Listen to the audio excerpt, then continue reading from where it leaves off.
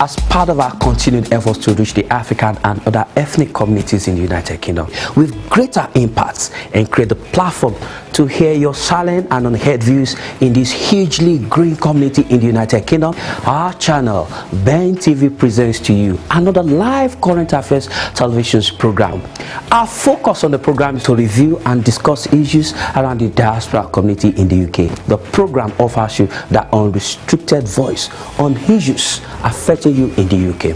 Join us live every Monday at 10 a.m. to 12 noon. Another business segment of Dialogue in Diaspora, 2 to 3 p.m. every Monday. But guess what? You can be part of the program. Just send us an email at bentelevisionuk@gmail.com. Dialogue in Diaspora, your voice, your opinion on our TV. Thank you for joining us on the program Voice, coming to you from Ben Television. My name is Tunde Alabi. It's a pleasure to have you join us on the program today. The program is Voice, where we take a look at issues in the UK, especially around legal matters, more importantly, as they affect you, either as a student, as a resident, as a visitor in the United Kingdom.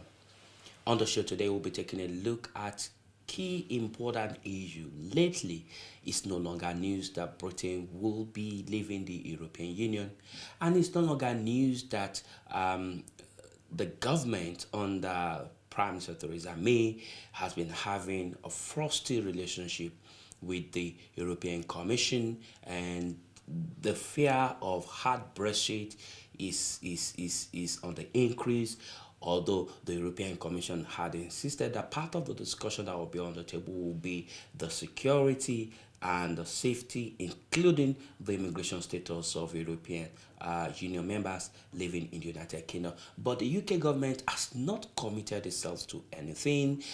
But going by the different talks, exchanges between these two parties, it does seem one cannot be really sure of what is going to happen to EEA residents in the United Kingdom, including their dependents. So on the program today, we'll be taking a look at what does the future hold for EEA residents in the UK, including their dependents. And my guest on the show today is Kingsley Onyemenem.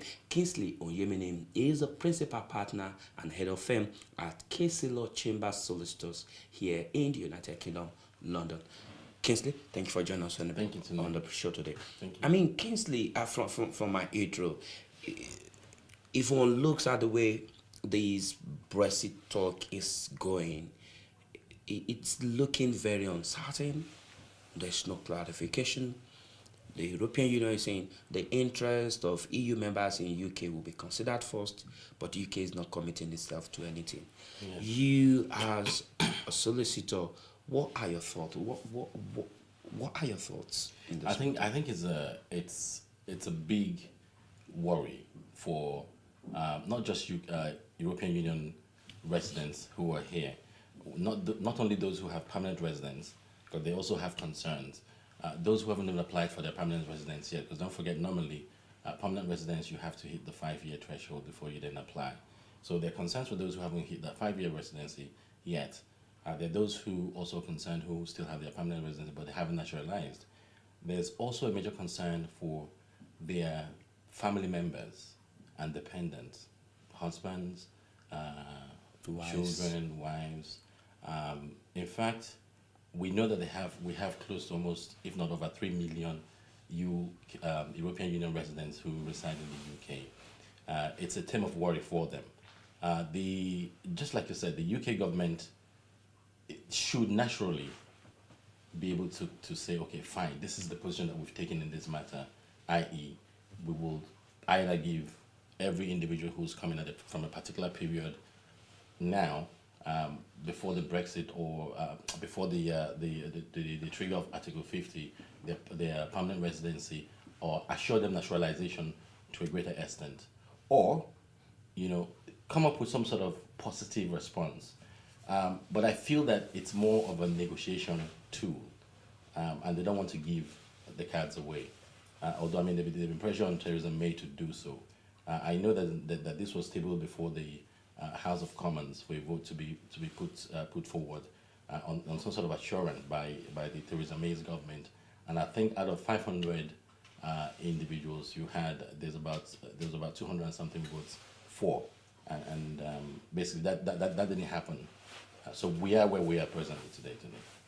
So, would you be saying that the non-commitment of Theresa May, the future of EU citizens in the UK, is going to be like a bargaining chip that the government, we don't know which government is going to come in, but if we go by the poll, we'll probably say the Theresa May government is going to be used as a bargaining chip.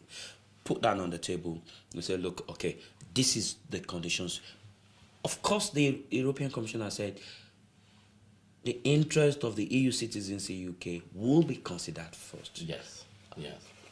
Would the government, the coming government, let us assume Mr. Theresa May's government, yield to consider this interest as important as the EU? I think, as much as I have explained what the present May government's position is, or what it seems to be,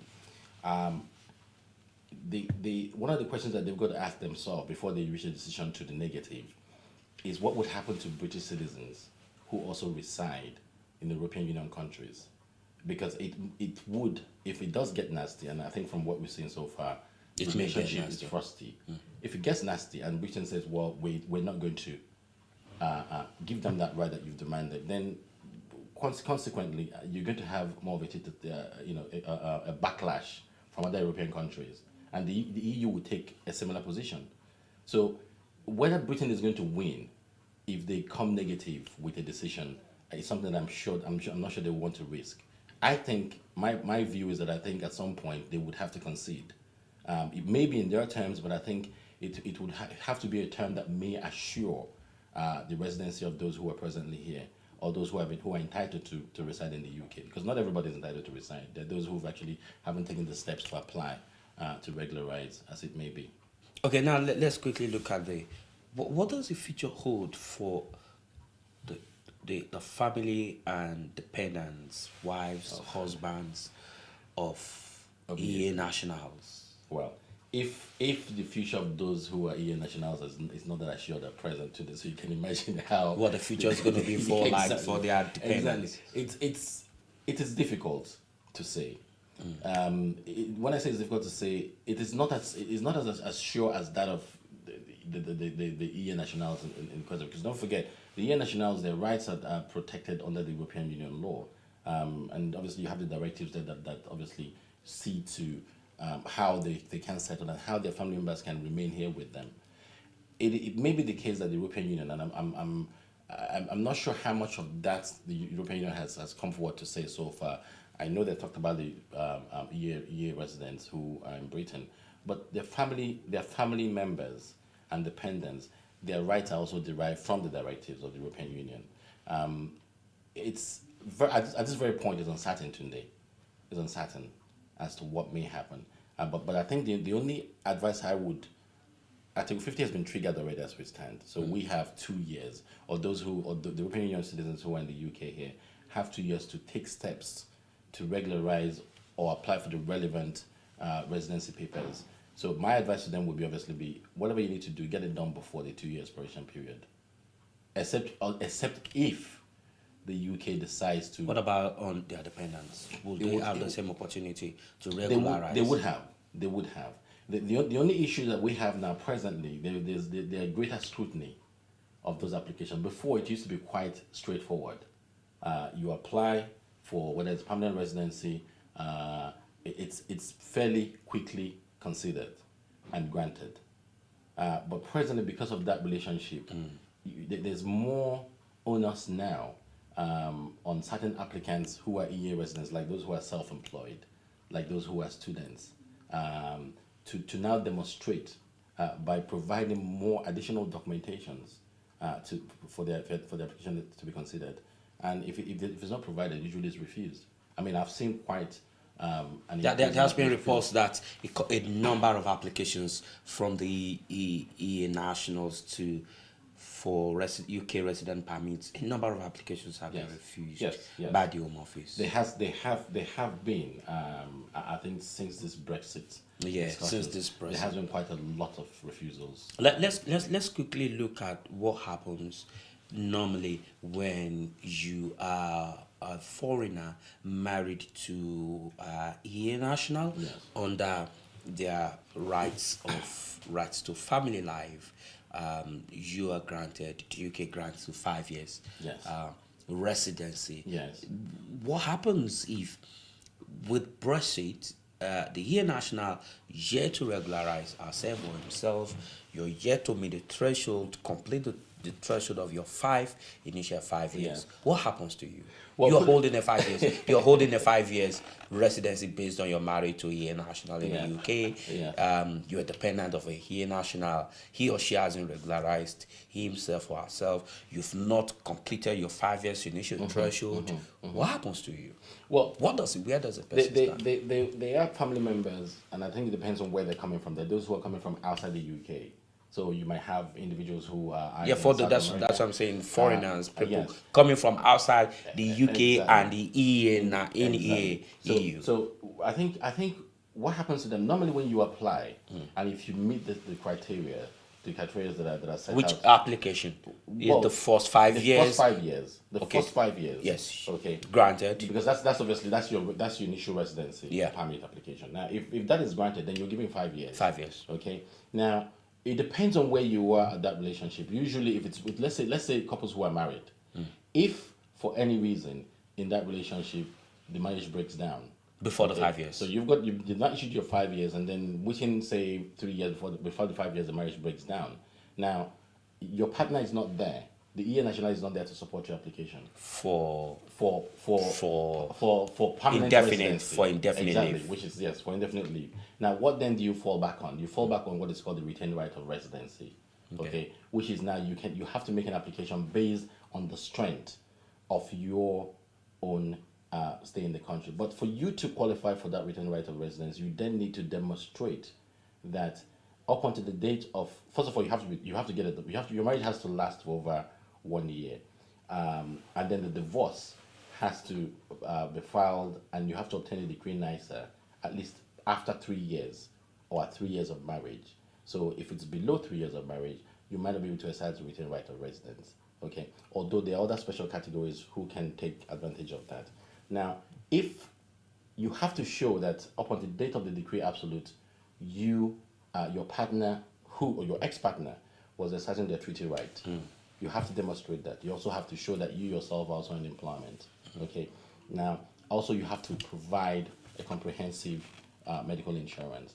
Those are some of the most important criteria that you need to demonstrate. Now, if you're not able to demonstrate that your partner, how do you demonstrate a partner, he national, who you can't find again? Well, this is the difficulty. Out of divorce, she's gone her own way, or he's gone his own way. This is a burden that all applicants who apply under the retained right of residence have always had, because, like you said, your partner has left you. In most instances, they take their things and they're off, or you're not in the same family home as they are.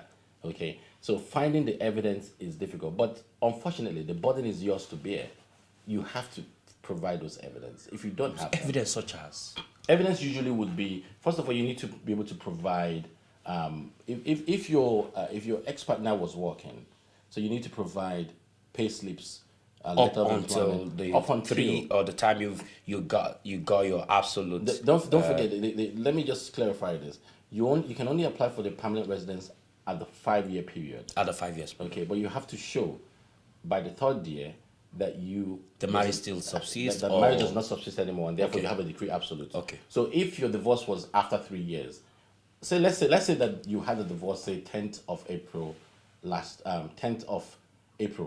this year, and you're applying today for your application, you need to demonstrate from the dates of that marriage up until 10th of April 2017, okay, that your partner was exercising their treaty right. Now, exercise of treaty right could be either the person's a student, they're actively seeking employment, but obviously you have to show so that they're signing on at the job center whilst they're doing that. You have to show that they're self-employed or that they're employed, okay? Now, so evidence to demonstrate any of those categories has to be forthcoming. If you don't have it, then you would fall into almost a refusal, except where there's exceptional circumstances. So you have sometimes when you have children of the marriage. So let's say there's a court order that obviously gives you a right to a child of that marriage. Now, that child, by virtue of the fact that he is born of an EEA citizen one of the parents, would have and also either is an EEA citizen, and therefore British. or British, and therefore you can then rely On that. on that. But where there is exactly there is no child or there are no children yes, involved. then it's you have to demonstrate every bit of the Okay, criteria. where you hit the 5 years initial threshold, you Yes. completed. Yes. But you can't find your wife again, or you can't find your husband again, Well, look, and then you've not divorced. if you haven't While the marriage subsists within that period of 5 years, you have been able to push through till the end of your Yes, initial 5 yes. years. But along the line, your wife has bolted. She's disappeared. She just walked away from home. well, You've not divorced. Yes. There's no formal paper to say you're divorced. Yes. But you cannot find your wife to support your evidence or indefinite leave application. You can't find passport. You can't find ID. You can't find anything because Yeah. she's gone. What do you do? Now you've got Brexit staring at you. You got Brexit staring at you. Exactly. It's a difficult one. At the end of the 5 years, like I said, you ought to be able to apply for permanent residency. Yeah. Okay. If you're with there are instances where either because the marriage has broken down because of domestic violence issues. Now, usually, what most of the applicants will tell them to do is, look, if there's domestic violence issues and you feel that at the end of the 5 years, your partner will not be there, make sure that you collate all the evidence that you need: police reports, crime reference numbers, anything to point that there was domestic violence. Most of the applicants who are there, they've rehoused them and moved them to safe centers by the local authority. Those are evidence that they can put together to use. Now, those that face domestic violence. Those who don't face domestic violence obviously need to be able to show that the marriage is subsistent. That's one. But naturally, the EA partner ought to be the person also supporting, because you're still independent. Don't forget. Yeah.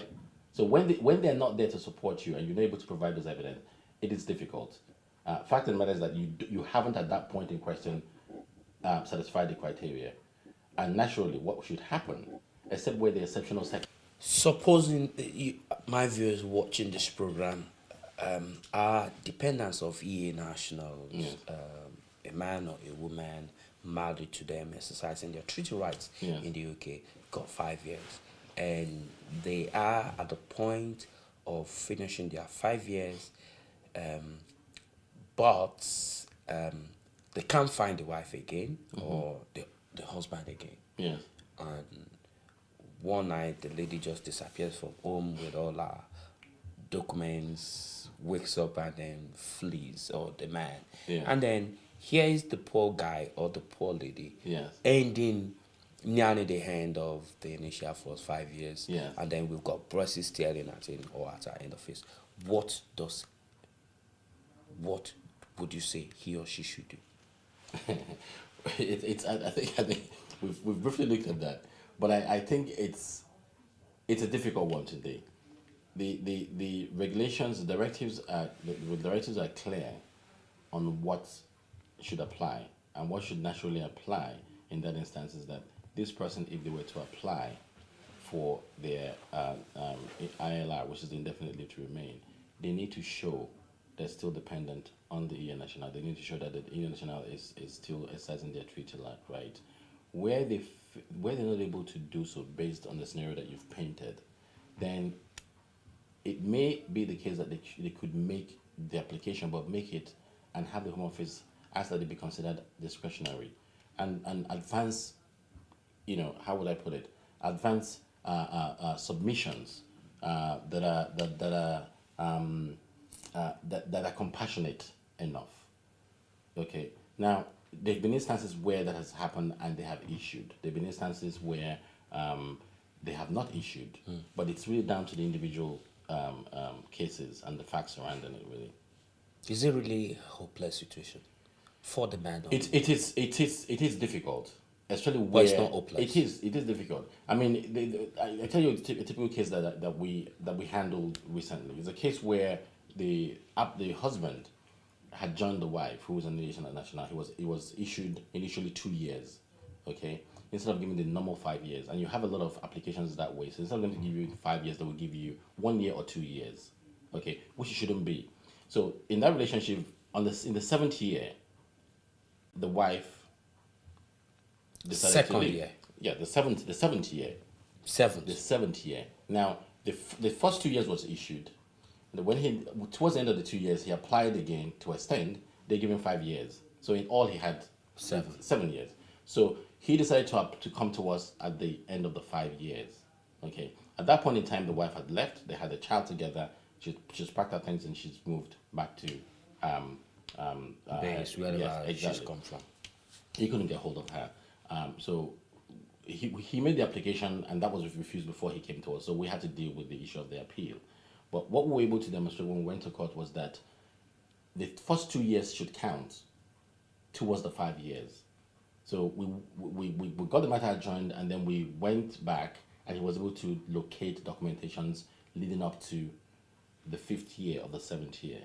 Because naturally, the wife should have, the AA citizen having resided here for 5 years automatically has indefinite leave to remain. Okay? And at the point in question, we were able to argue that because he was able to demonstrate in the 5th year as opposed to the 7th year. The wife was exercising her treaty rights. Because the problem that he had was that he was missing 2 years. 2 years. To show within the second 5 years that was given to him. So because we were able to demonstrate that he was granted his indefinite leave, and that was the end of it. But not everybody is so lucky. Okay. So, but the situation is not that it's difficult, it's not hopeless, as long as the EA dependent is able to show that the EA national he or she's depending on was exercising his or her treaty right up to the 5th year of the marriage, or at most the 3rd year of the marriage. Yes, where there's a decree absolute. Where there's a decree absolute. Correct. Yes. So if she left on the 4th year, so the man or the woman should begin the process of a divorce immediately. If you left, yes, it's advisable that if your relationship breaks down, say at the 4th year, it's always wise that you start the process immediately, because then the longer you leave it, that means that when you're ready to then apply for your indefinite leave to remain, you have more evidence that you need to provide, and obviously you're already having difficulties, and you would have greater difficulty if you didn't allow it to extend. So it's always best to start the process almost immediately. So if you're watching this program, you are in that situation. You're married to EA national who has been exercising his or her treaty rights in the United Kingdom, but for one reason or the other, out of the fear of Brexit, he or she has decided to return to his or her home country, and you're worried that at the end of your initial 5 years, you might be having some trouble. Well, of course, it might be a very difficult situation where it is not outrightly hopeless. What you need to do is to get in touch with a solicitor or speak to a citizens advice bureau, or better still, you can talk to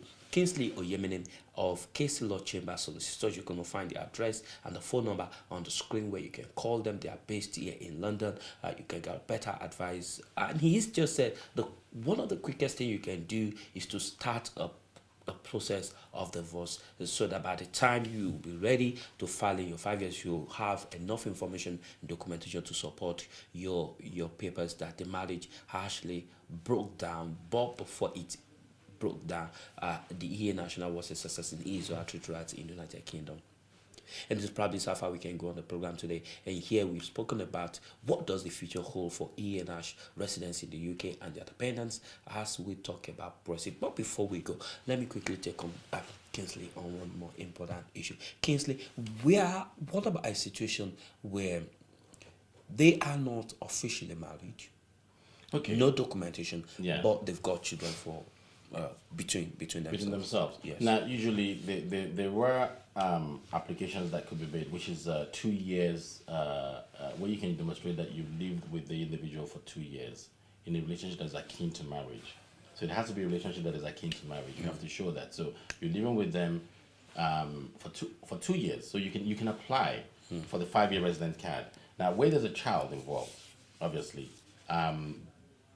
you can always either you use the family means where you have as a father of the child itself, you have residency right to that, contact right to that child and resident right to that child. You can then obviously apply on the strength of that contact order, and the fact that you have a child who is there. But that is if your partner is not willing to assist you. But if your partner is there, then it makes it a lot easier. But when you have a child, obviously the child triggers the child being present there triggers Article 8 right, which is the family right that you would normally have. So where it fails at the first instance of the application, you can then use Article 8 to apply, and that usually tends to save the day. What are our key area of specialization of case law chamber solicitors? We undertake work on commercial immigration. So you have tier 1 sponsors, those who are trying to bring in skilled workers from overseas, those who want to bring in skilled workers from within the UK here. We also specialize in the individual immigration law, like EU law. Anything to do with immigration work, we specialize in. We also undertake criminal work. We do commercial contracts, leases. We do housing. We have a legal aid contract in crime and housing, and also we have a department that deals with intellectual property and performance law. Fantastic. All right, that's been Kingsley Onyemenem. Kingsley Onyemenem. He is a senior partner and head at Case Law Chamber Solicitors here in London. If you need more information, get in touch with Kingsley Onyemenem on the phone number on your screen. It's been a pleasure. Stay out of trouble. My name is Tunde Alabi. If you do need more information, get a solicitor, speak to a Citizen Advice Bureau, or get in touch with Kingsley at Case Law Chamber Solicitors. Until we come your way again, enjoy the rest of your week. Bye. As part of our continued efforts to reach the African and other ethnic communities in the United Kingdom with greater impacts and create the platform to hear your silent and unheard views in this hugely growing community in the United Kingdom, our channel, Ben TV, presents to you another live current affairs television program. Our focus on the program is to review and discuss issues around the diaspora community in the UK. The program offers you that unrestricted voice on issues affecting you in the UK. Join us live every Monday at 10 a.m. to 12 noon. Another business segment of Dialogue in Diaspora, 2 to 3 p.m. every Monday. But guess what? You can be part of the program. Just send us an email at bentelevisionuk@gmail.com. Dialogue in Diaspora, your voice, your opinion on our TV.